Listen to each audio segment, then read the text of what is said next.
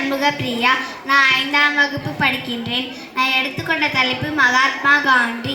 அகிம்சை என்னும் ஆயுதமேந்தி அடிமை தலையை உடைத்தெறிந்தவர் தேசத்தின் தந்தையான் மகாத்மா காந்தியின் திருவடி தொட்டு என் உரையை நான் தொடங்குகிறேன்.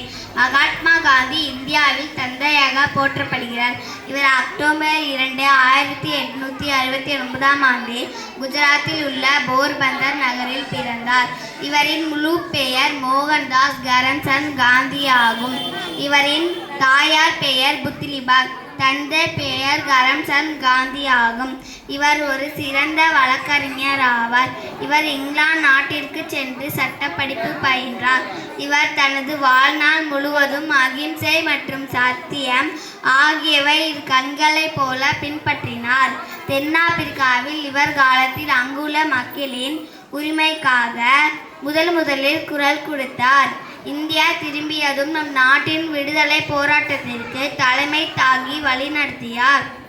அகிம்சையே எனது பலம் என்று உலகிற்கு உரக்கச் சொன்னவர் காந்தியடிகள்.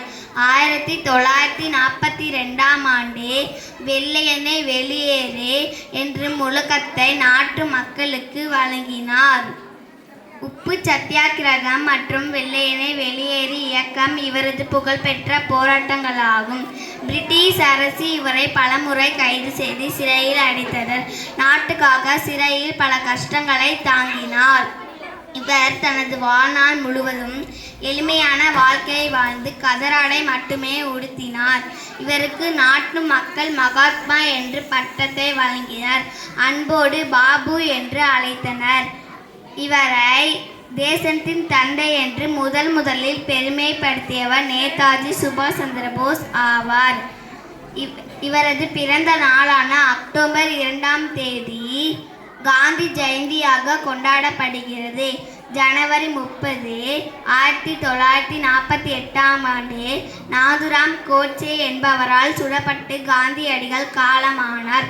ஜனவரி 30 இந்தியாவில் தியாகிகள் நாளாக அனுசரிக்கப்படுகிறது. காந்தியின் தியாகத்தை நெஞ்சில் ஏந்திடுவோம். அகிம்சை வழியில் நாமும் வாழ்ந்திடுவோம். இத்துடன் என் உரையை முடித்துக் கொள்கிறேன். ஜெய் ஹிந்த். வந்தே